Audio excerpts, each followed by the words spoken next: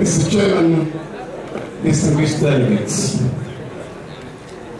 when the progressive extraction of the civil society began the campaign for a sovereign national conference in 1989, the Ibrahim Babangida junta said that it was treason.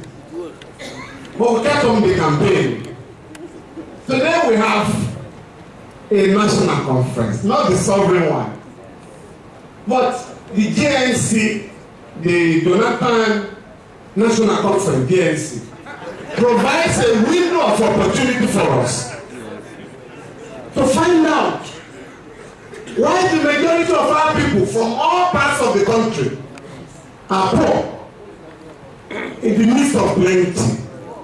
Why life has become so unbearable for the majority of our people, while a tiny microscopic minority of the rich are smiling to the banks on a daily basis. Mr. Chairman, the area that interests me in the President's speech is this business of the indissolubility of Nigeria, indivisibility of Nigeria. And I've heard it here, the ruling class boast that Nigeria cannot break. Please, let us be very careful when we boast. The country is collapsing. Many of those who contributed to the collapse, with profound respect, are here. We must be honest and be remorseful when we are making contributions here. People should give testimony here. And the mere maximum culpa, they must tell us that it is their greatest fault while we are in a mess. Sirs, there are two sets of agents of destabilization in Nigeria. There are two forces of destabilization. As we are gathered here, disenchanted youths are challenging the corporate existence of Nigeria. Either as armed robbers, kidnappers, or terrorists. They are taking up war and their arms against the Nigerian state. So why are we deceiving ourselves? The second group, more dangerous, are members of the ruling class that engage in unprecedented corruption, capital flight, impunity, to the extent that they have endangered the corporate existence of Nigeria. That group, I think according to the late Fela, engaged in bank robbery, which is worse than armed robbery, because it's the first one that leads to armed robbery. Therefore, when we want a new Nigeria, please, let us be honest to advise Mr. President, while we are pressing him, that he still has over a year to turn the country around. The president has a duty. Nigerians have voted for him to put Nigeria in the right place. Sir, for us to have a united country, indivisible, we must have political justice, social justice, environmental justice, and the rest of them.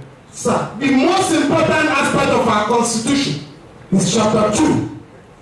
That is where we have the right to health, right to education, right to safe environment, right to job, and unemployment benefits when you have no jobs. Not extortion of the youth by the government.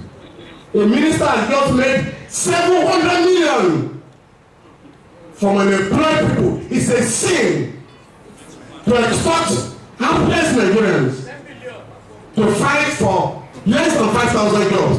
It's obtained by false pretenses when you know you have no jobs for them to ask them to pay money.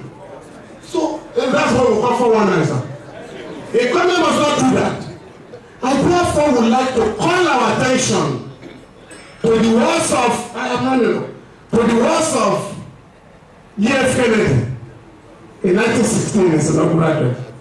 He said, if a free society cannot protect the men who are poor, it cannot save the rich who are few.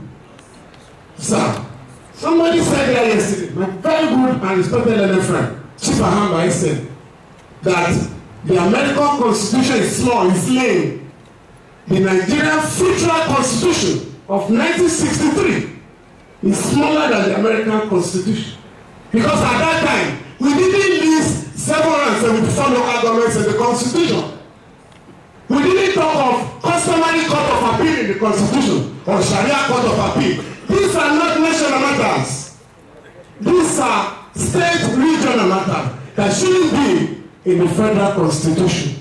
Let me round up by calling all of us to appreciate that we cannot have a free, a united country, a prosperous country, once we refuse to break the umbilical cord that ties our country perpetually and slavishly to the ample strong of imperialism, as represented by the IMF and World Bank. They have said, sir, World Bank has said on record that there are too many educated people in Africa, so don't fund education. They have said there are too many people are working. Trim the civil service. Please, let us tell IMF and World Bank, let this government begin by telling them that we are free people and we want to run our country in our own. Thank you very much. Thank you.